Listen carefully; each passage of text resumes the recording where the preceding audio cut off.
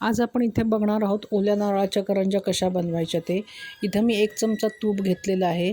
त्याच्यामध्ये 1 चमचा खसखस टाकलेली आहे. ती छान आपण भाजून घ्यायची आहे. खसखस भाजून झाल्यानंतर त्याच्यामध्ये 1 वाटी ओला नारळ घालायचा आहे. ज्या वाटीने आपण ओला नारळ घेणार त्याच वाटीने अर्धी वाटी गूळ घालायचं आहे त्याच्यामध्ये. हे दोन्ही छान मिक्स करून घ्यायचं. छान एकजीव झालं पाहिजे ते.